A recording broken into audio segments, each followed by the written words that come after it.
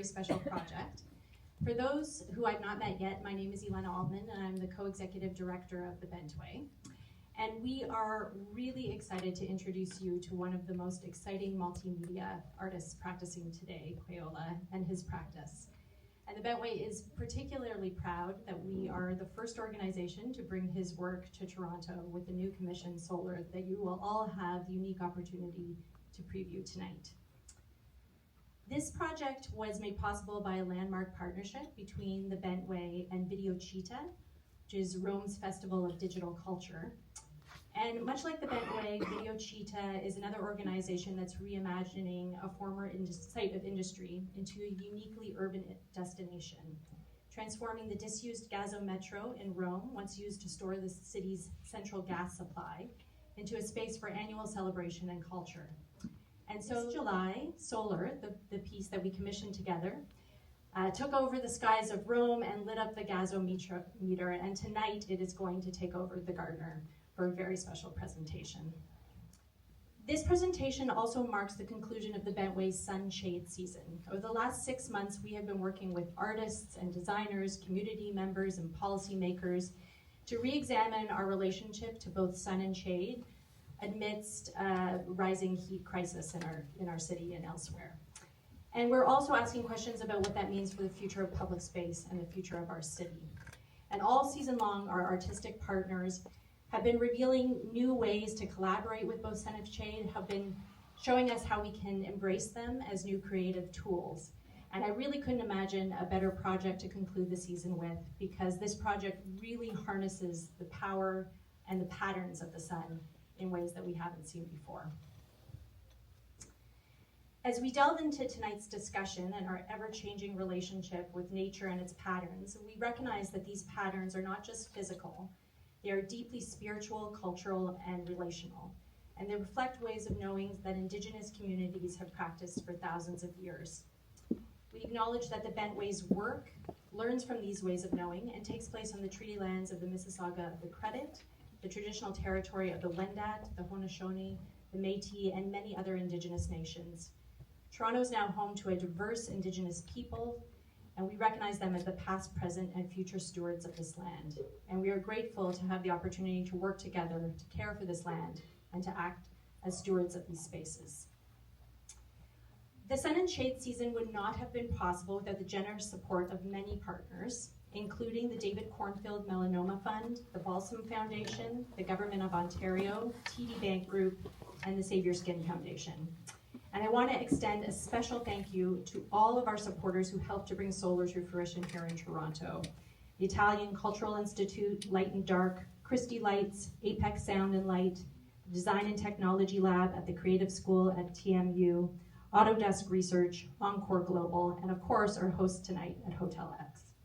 Thank you very much. Again, this work depends on your support and partnership to bring these sort of special experiences to Toronto.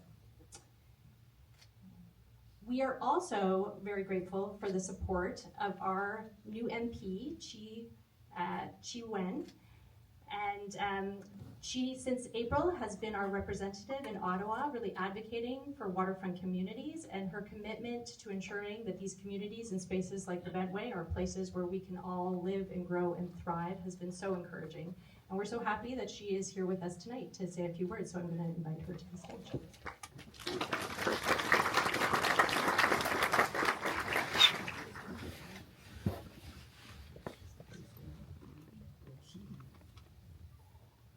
Well, good evening, everyone. Oh, let me start with the first page rather than the second page of marks. Hi, everyone. My name is Chi Wen, as Alana introduced. I'm the newly elected member of Parliament for Spadina Harbourfront. I guess it's 6 months, so I'm still holding on to the new card for a few more months. But it is an incredible pleasure to be here this evening to join you for the unveiling of this extraordinary exhibition.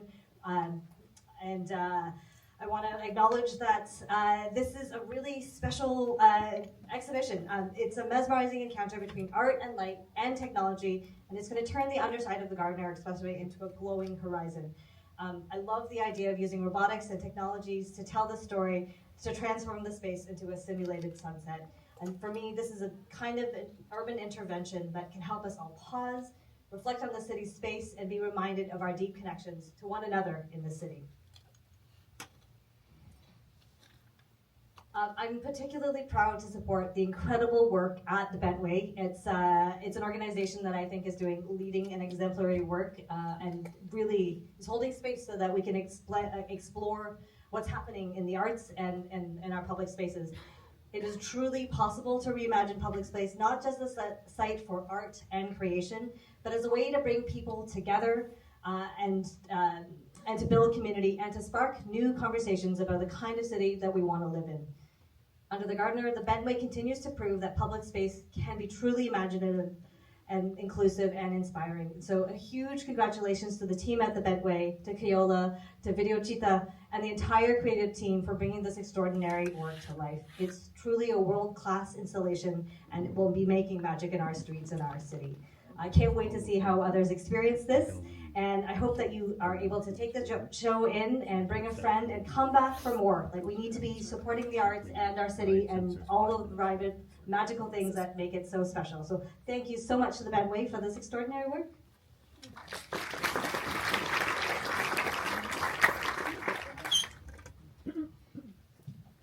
Thank you so much. We're so excited to have you here with us tonight. Okay, without further ado, I'm pleased to introduce you to Quayola, an artist whose work explores the space between the real and the virtual, the handmade and the machine-made. Through robotics and algorithms, he reimagines canonical imagery, landscapes, and architecture through contemporary technology. Traditional landscape painting, classical sculpture, and iconography are some of the historical aesthetics that serve as a point of departure for his hybrid compositions. His varied practice, all deriving from custom computer software, also includes audiovisual performance, immersive video installations, sculpture, and works on paper.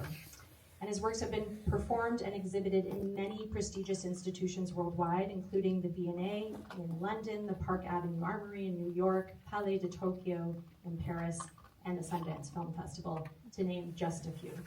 So please help me and give a warm welcome to Quayola.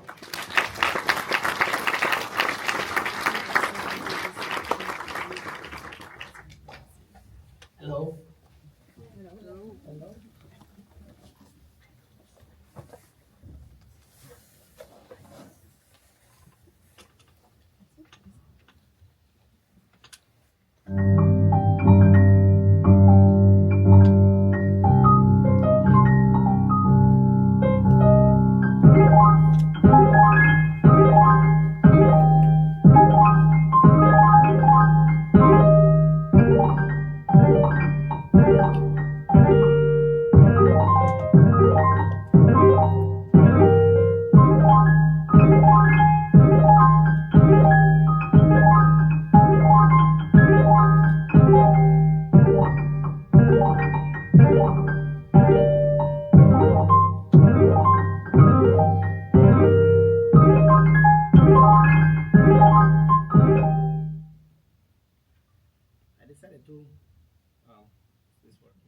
Maybe this one.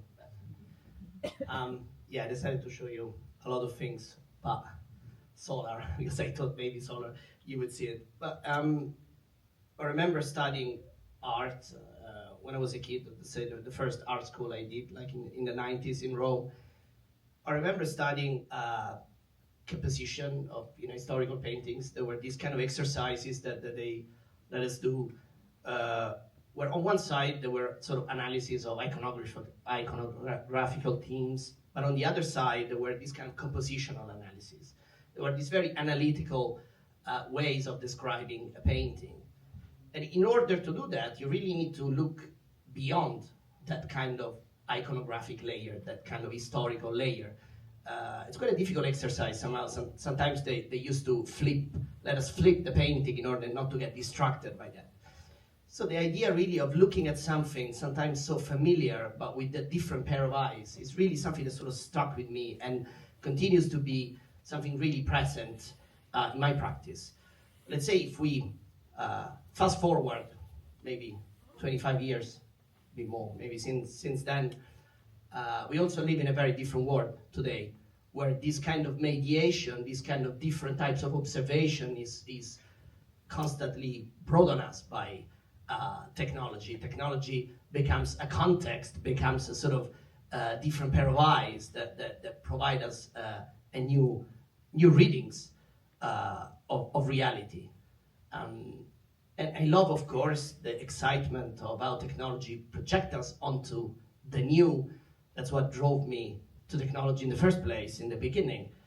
But I also love how technological processes can perhaps provide, new readings, also things that we are very familiar with. And really, this is something that it's probably the core of my practice, to ultimately deal with historical, I wouldn't say references, like historical practices, almost some kind of traditions. And I love to see my work sometimes fitting almost as a continuation of some of these historical traditions. These that you see on the screen here are some unfinished sculptures from Michelangelo back in the Renaissance. And these objects have always been an incredible source of inspiration for me. The fact they were left unfinished sort of really shifted the focus of what the real subject of these works is, which is not the figure anymore. It's really the articulation of matter in itself. These objects are sort of hybrid objects in which you have this kind of thin line between representation and abstraction, between form and matter, and also somehow to me are really the symbol of an object that documents the process of its creation. I'm really obsessed with the idea of the work that it's a documentation of a process, someone that is embodying this process. So I've done many experiments sort of studying classical sculpture in a way, some of these dynamics, some of these kind of torsions. I was really interested in how those unfinished sculptures were almost fighting between these kind of torsions, this sort of energy, and these unfinished, blocks of matter. So I spent some time with these Greco-Roman fighters to really explore and trying to understand some of these dynamics, and then sort of experimented and figure out a way of kind of transforming these dynamics, these geometries, these moving geometries onto data. So using sort of special photogrammetry rigs, I would sort of arrange these kind of Greco-Roman fights within those, and the resulting geometry then would become a sort of starting point for me. I spent a really long time trying to figure out sort of my own way of sculpting, or let's say documenting new forms of sculptural gestures. I keep saying gestures when I do these presentations. It's becoming kind of more frequent. I think I'm realizing that maybe my work really is a lot to do with gestures, with documenting gestures that maybe are not related to the kind of human limb, but still to me are incredibly personal gestures that simply embodies in different ways through these technological processes. So I've been exploring a lot, these kind of computational systems in order to create subtractive processes, simulate subtractive processes, a bit like, sculptural processes where you would remove this material, you would program how to remove material bit by bit. And then this information that became instructions for these industrial robots that then can perform these operations. So essentially, my work on sculpture is not really in the development of a 3D model that then it is made somewhere. It is in the programming of the gesture itself. And in fact, my intent is not really to reproduce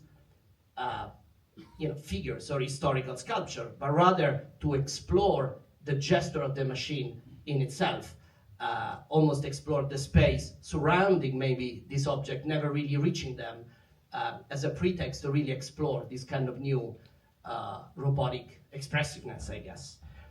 And during this process of experimenting with these machines, I realized that, of course, these hybrid objects were, focused, but also the machine in itself.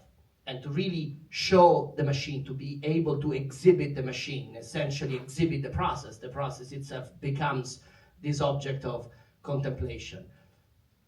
And I guess I'm kind of slowly getting into something that aligns a little with what I'm showing here. I think everything I'm going to talk about tonight you will see then that kind of connects to what you will see. But again, my obsession, with tradition, with where these languages really come from, really got me thinking that ultimately I really wanted to work with real stone. Originally these experiments were done with quite light material, and until finally I managed to strike a really amazing partnership with an historical marble quarry in Carrara, where the same marble where the original statues that I showed you were made from. And so I started really spending some time there, selecting these big blocks and essentially applying the same processes using these machines, but to actually cut stone. So I love how there is this really thin line between the physical world, the digital realm, and the physical one in my work. There is this kind of hybrid combination. You really bounce between one and the other. And although this object now, it's a physical sculpture, it's got nothing to do with a digital realm, but it is a documentation of that digital gesture. That gesture is written within that object. And another obsession of mine, besides cultural traditions, there are also pictorial traditions, and especially the traditions of landscape paintings. I really love how landscape painting always kind of became a way to discover new aesthetics. All the avant-gardes, all of the level of abstraction and new kind of visual languages that were developed throughout the history of art were done by people that were really painting landscapes. Through this iterative observation of nature, then slowly new languages sort of arise. So I really love the idea of looking at some dynamics, some behaviors, some landscapes, some natural patterns, and in doing so trying to kind of discover something new. So almost I put myself in the kind of shoes of the historical painter. I like to go out there, a bit like this en plein air impressionist painter, but I do that with very different technological apparatuses. And so these observations are not only carried with my own eyes in the end and my own perception, but also the same things that I see, the same things that I experience are also captured using very different type of systems. And that, I guess, connects to a little bit those iconographic images that I was showing you in the beginning. Like, it's almost something that helps you to detach from that and reading it in a completely different way. Most of the times I use technologies that are not really meant to be doing what they do in my work. For example, like what you see here on screen, or perhaps these industrial robots. And sometimes how I make work, there is no separation between the work and how I make work. Like I love this idea of these sort of physical experiences where you go and experience certain phenomena, and then somehow this experience, it's turned into something else completely different. So there's quite a lot of these kind of strange expeditions that I go and try to find specific behaviors and patterns. And there was this project where I went to scout for these big storms, kind of following the paintings and the inspiration of Turner. I went back, in the sort of Atlantic coast of Cornwall, trying to look for those specific things. And again, through the storms, looking at different patterns, different behaviors, analyzing the motion of the sea, trying to understand how the sea it is moving, and then all of these data is then being used to essentially run these kind of pictorial simulations.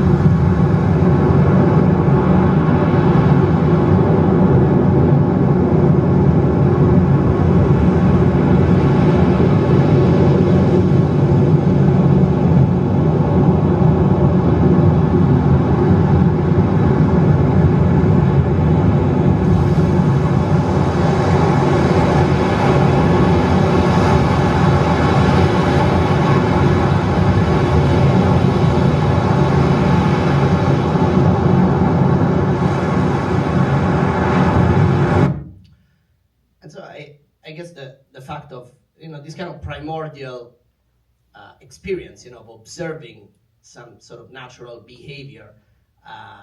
It's really something that we have in us in the end. So for me, the idea of creating these paintings is almost a way of creating these kind of objects of contemplation that refer to the very same experience as observing the landscape in the first place.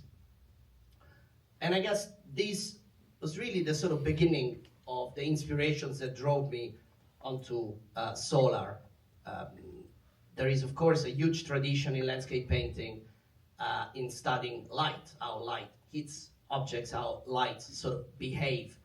And I guess you could say this is also a primordial thing that we always have. I mean, the sort of contemplation of these phenomena, which is sunlight. So this really was the kind of beginning, the starting point for solar. I really sort of trying to create some kind of relationship between, the passing of time and so our perception of the sun, these kind of movements that we perceive on the sky, and how much light would change, within, the cycle of the day and so on. And so using these machines, I've been imagining that I could perhaps create this kind of imaginary path, try to really sort of represent the kind of motion, the passage of time using these machines, and then synchronize many rays of light, essentially a big array of lights. I mean, I thought maybe I shouldn't show you too much from it, but maybe a quick photo still, so it provides some context. So I guess there is a sort of orchestration, some kind of choreography of, this mechanical gesture that simulates, again, these patterns, these natural behaviors, and then these kind of endless sort of arrays that simulates different conditions. And as usual, in my work, really all of the works are the results of quite complex processes that sometimes last really long time, and in this case, the same. We built quite articulated systems in order to technically be able to develop this. So it's kind of quite always satisfying when actually finally it works, because you don't quite know if it's really gonna work. And also these industrial machines, these are not machines to be taking around, the world by artists. So generally, yeah. So yeah, I mean, I hope you will make sense of all of these strange things that I talked about, but perhaps maybe when you would see the installation, everything will kind of come together. And for me, it's really important that ultimately everything I do, it's kind of interconnected with, one another. So whenever I have the chance to talk to an audience, I always want to try and provide a broader picture of what I do, and try not to spoil too much the installation. So thank you very much, and see you later.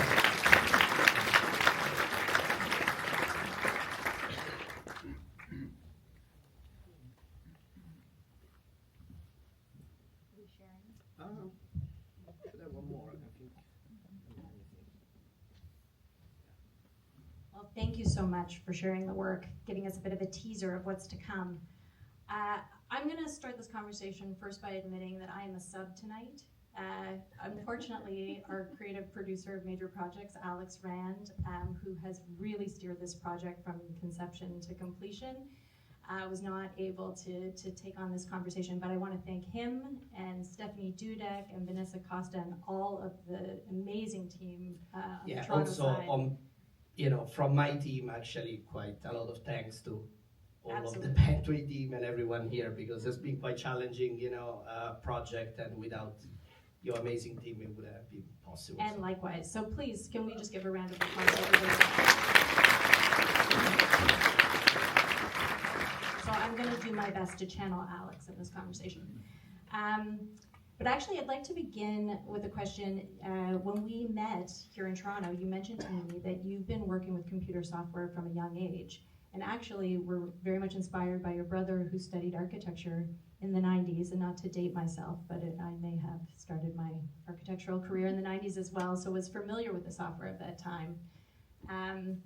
But I'm curious how architectural practice and its tools have inspired your work today. Yeah, I mean, you could say that architecture has been something that came in and out of my life in many different stages, and probably a very important source of inspiration that kind of drove me to do this and sort of continue to provide inspiration today. It started as my brother started studying architecture. He's 10 years older than me. So I was about, I don't know, maybe 11 when he started, bought a computer, and started buying all of these architecture books and cookies, you remember we talked about. So I got really interested in kind of looking at these architecture books. And of course, when you look at a real architecture, when you look at a book, you have a certain kind of detachment in the end, you know. And I really got in love with these books, and in these books there were a lot of experiments. Perhaps for me there was no difference between a photo of a real architecture or a photo of a model or a rendering of something. There were these kind of images that were experimenting, speculating with geometry, I guess. And you know, simultaneously, by looking at my brother, I started, you know, learning these computational tools of the time. I mean, quite rudimental CAD 3D software of the time. And I started using this computer a lot. I became actually quite good. In fact, I helped my brother doing the thesis renders, actually. and you know, I got so into it that it was kind of obvious, I think, for my brother, my family, that I would start studying architecture. But actually, I was really convinced that I wasn't really interested in architecture. I was interested, in fact, in this computational space, that I could do things that didn't need to exist in the physical realm, that could not exist in the physical realm. And that, I think, so architecture has always been this kind of spark. It's almost like a way of thinking. There is, you know, it's a complex discipline that I love because it's one of the few, I guess, creative disciplines that really deals with complexity.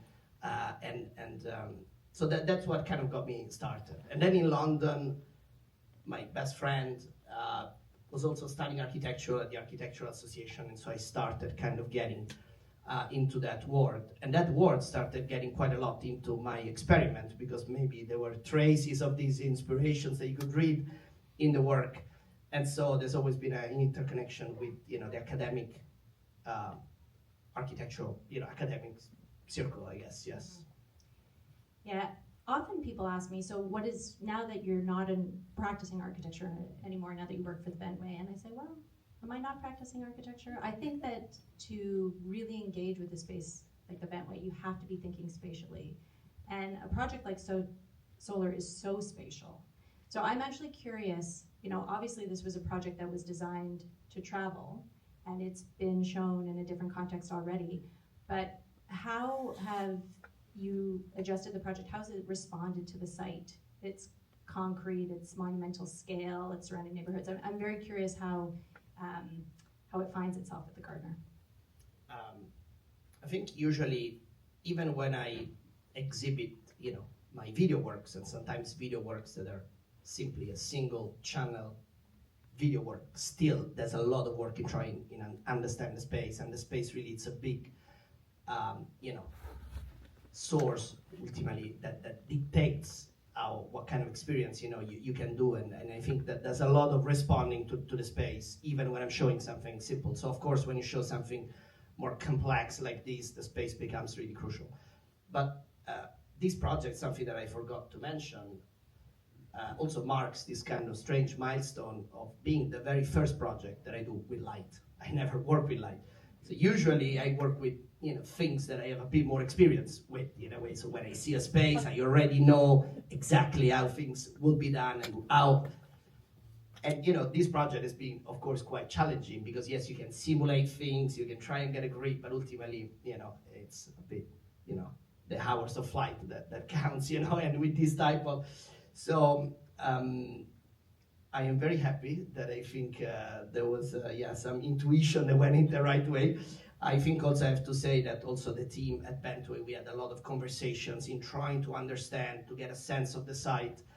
Also my sort of obsession for precision, I wasn't happy with the 3D model of the space they had, so I arranged someone to do a new 3D scan of the space in order to, so there's been a lot of digital exploration of the space in order to, and yeah, and now just yesterday we were trying to calibrate the lights that have nothing to do with the installations in the end, and I really try to bring this idea that you have the feeling of going under a highway. That's why we didn't use any sort of color light. I mean, beside the installation, you know, we calibrated the lighting, and that I think was actually an important part of the experience. So sometimes only when you're there, you're able to make decisions, you're able to have the full picture. Well, we are very excited to see it take over the Bentway spaces tonight. I mentioned that this project is a coda to our Sun and Shade season, and we've been exploring both these elements through many artistic projects, and really the way that our relationship to nature is changing in response to extreme heat. Now, nature is a familiar element in your work, but I read one of your quotes where you said that you're less interested in nature itself, and you're actually more interested in our tradition of observing nature and the way it has led us to create new aesthetics. And I wonder if you could say a little bit more about that. I mean, the two things are somehow related. Let's say that in my work, I'm not really interested in the sort of experience. It's something that documents and try to show you things, mimicking how you see them, you know. And this is why usually steps away from, let's say, the world as we live it. That's why I try not to make it into a comment about a specific problem that we might have. Of course, those metaphors can still be there, but really my work is about detaching completely from how you experience things. And I guess, you know, this kind of detachment, this translation, is crucial. I think it's nice to detach from something to then distill it, transforming into something else. So my intent is not so much to mimic how the sunlight works or how these rays work. It's not some kind of scientific visualization. It's not something that is explaining you something. It is really like an object of contemplation. And in this sense, I think this tradition of these pictorial traditions of observing nature and getting that as a vehicle to discover new aesthetics, it's a very relevant thing somehow. So of course, yes, nature, it is an inspiration, it is the core of this, but I'm very fascinated, you know, in these kind of traditions, and I love to see the work almost as a continuation of those historical traditions. So we have to talk about the robot. I have such affection for this robot, and all of you will know what I mean as soon as you come to the space. We've spent a short period of time together, but there's real emotional attachment to this robot. And when I say robot, I'm sure most of you are thinking cold and mechanical, but you have this means of bringing emotion to these robotic devices. So can you speak a bit about how you imbue these devices with warmth, with humanity? I'm also quite attached to the robot. This, in fact, is my second robot, and you know, it's funny when you talk to my wife about this, that instead of buying home, I bought, you know, robots. You know, I think this shows you how much, you know, I'm into this. It may work really. That I think there is this contrast. You know, you keep seeing, I think, you know, in what I show you, this kind of strange tension between things that apparently they don't belong together. Different time frames, different languages, different aesthetics, and so on. And I think it is important for me, not just the final thing, but that tension. And so I think the robot is not just the action that is performing, it's the symbol itself. It is this object, you know, how it connects us suddenly to something, but then when you see it doing something completely different, then it creates this ambiguity, this strange tension. So to me, I think this is very important. And I think in order to do that, of course, you need these machines to then also act, not necessarily like a machine, you know. So there's a lot of care in trying and figuring out how to, transform, I guess, this object, which ultimately, basically the robot are 6 numbers that move in time. There are 6 axes, 6 joints, and the programming involves moving these numbers over time. Basically, that's what you do in a way. So I think you can have analogies, ultimately of how you could move notes over time or brush strokes over time or so on. I think this idea of gestures, so time and gestures, you can see it, I think, throughout the work. And so there is an interconnection between everything here, between how you can move those keys on a piano or so experiments with certain type of sequences that belong to one realm and then bring some of that into a different realm. But also, I think this idea of translating natural patterns, trying to mimic some of these natural complexities, is really part of what we explore in the studio, exploring mathematical functions that could be incredibly simple, but generate a lot of complexity. And I think it is within the fine calibration of those functions and the parameters that controls those functions that the grace comes. So I think the grace comes from the details into the calibration somehow. And I think that once I heard these things, that really stuck with me. This example, what makes a difference between taking this kind of pre-recorded piano music, if you take a sonata from a famous composer, and you put the MIDI and you let it play in a computer, it sounds really dull. And then if you give this to a musician, then it sounds incredible. But then if you look at the data, if you would record what this musician is doing, and if you look at the data, the differences are actually quite small. They're just tiny differences in time, in velocity of these notes. If you could translate this numerically, the differences are quite tiny. It's in the details that you get this kind of expressiveness. And I think that's something I haven't quite maybe mentioned much. I talk a lot about this technology, but ultimately I think for me, the true special component, what makes everything special, what makes everything you, it's the human component. And that's got nothing to do with the technology, that's got nothing to do with the system. These are the decisions you make that are also the artistic gestures that ultimately, at the level of control, you don't know why, and that's, I think, so in these regards, yes, I think technology is there. It's not just a tool for me. It's almost like a collaborator, it's almost a context, but I think this human component, it is essential, and I love really to do this myself. I work a lot with engineers to help me develop crazy systems, but then really I try to spend the time to really calibrate those numbers myself, a bit like a musician would play with an instrument. Well, in this case, the robot really does feel like an extension of your hand. You can see that level of detail and care in the piece. You're talking about tensions in your work, and I've also read that you've said that technology moves fast, but art takes time. So there's also a tension of speed, I imagine, in your work. And I'm curious how you reconcile that. I mean, clearly you're working across a historical tradition. A historical arc goes back a very long time. But how does the tension of time play out in a project like Solar? I usually don't really think about these works as projects. These are these kind of really long-term obsessions and long-term research, and this kind of continuous research is very difficult to determine when something starts and when something stops. What I showed you in these presentations, they weren't projects, they were these fragments of these strands of research. So Solar is, part of these strands of research. I mean, I guess it's kind of opening a slightly new branch, I would say, but still, so it's very difficult, I think, to take things out of context and saying, okay, how long this project did take. This project is built on experience of many other things that it wouldn't be possible because of that.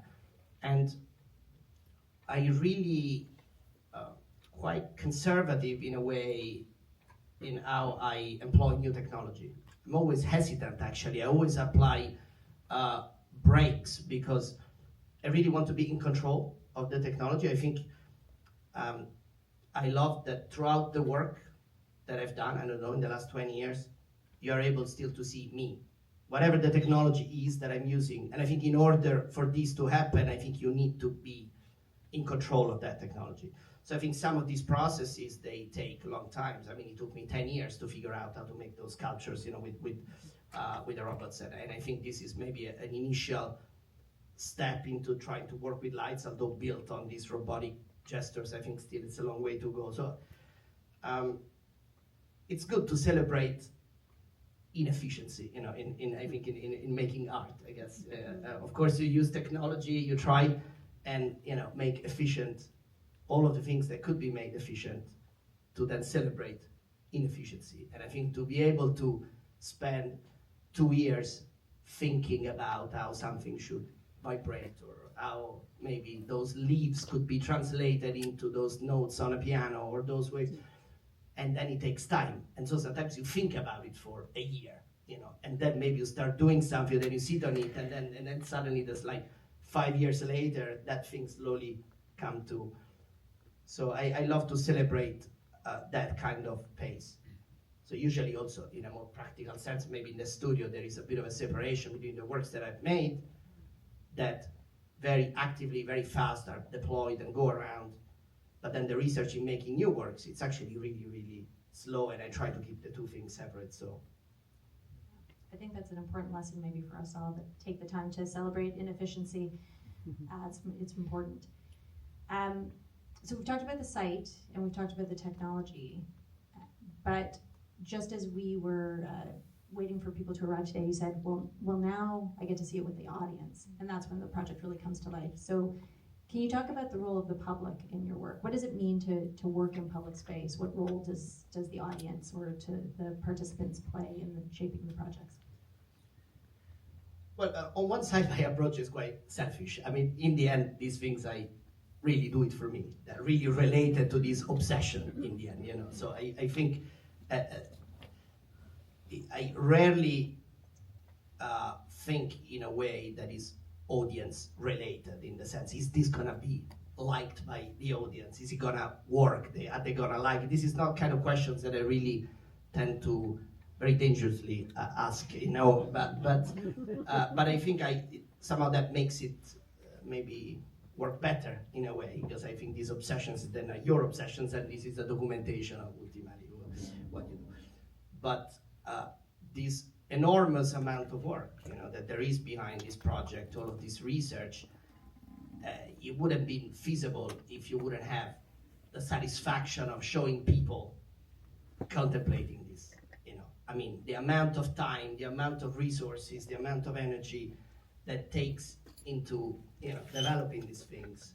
It's not that you do it because it's fun. It's not that I go to the studio, I do this, and it's fun. It's not fun. It's crazy. It must be a little bit fun. Well, but it's more like a tormented, strange thing in a way. I mean, when of course when you think about the robot, everything is fun. Then when you get this delivered, it's not fun anymore, And I think that there's so I think, yes, the audience, it's what ultimately makes sense of it all. Okay, why do you do this? Yes, it's your obsession, but also it's something that has some kind of meaning that could be translated into an experience for people. And so finally we're here. So hopefully we get to that. Well, I want to save some space for any questions that you may have, and admittedly, these lights are very bright, so it's very hard for me to see if anybody's raising their hand, but maybe Kate. No, but maybe we can shift. Yeah. We can turn on the lights of the room a bit.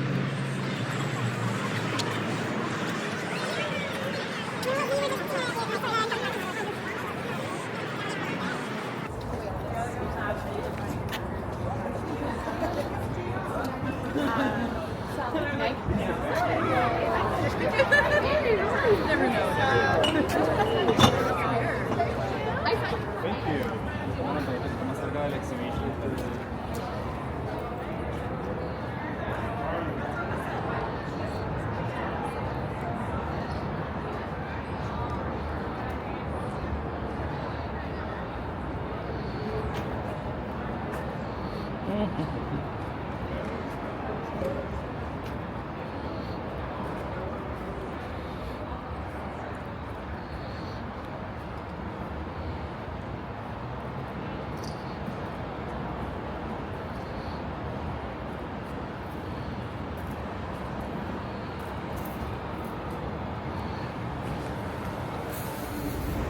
yes, it's very emotional for me to finally see this working with you, the essential component of the work.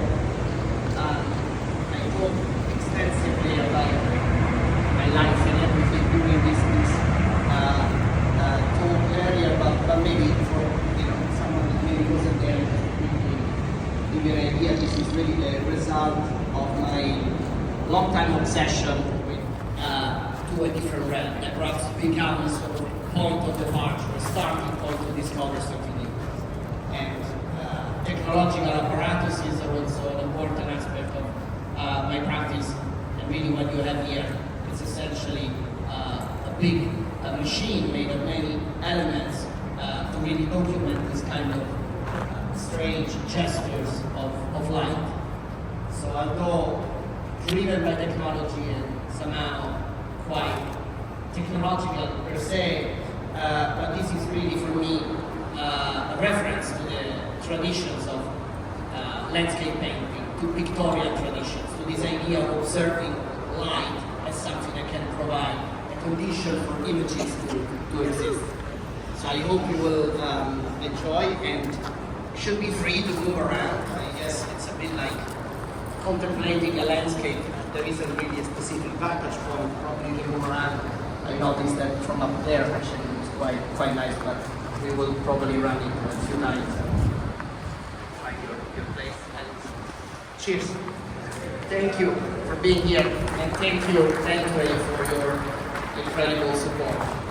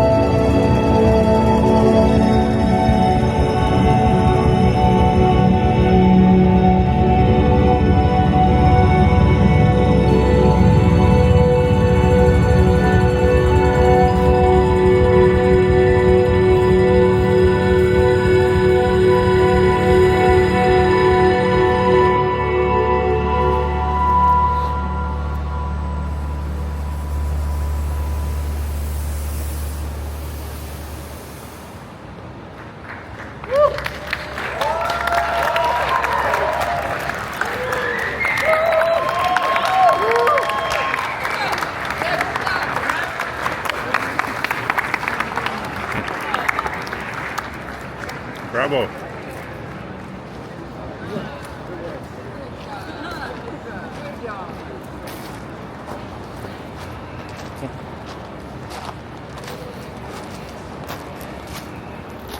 Back there. Cheers, Mama. Cheers, cheers, cheers.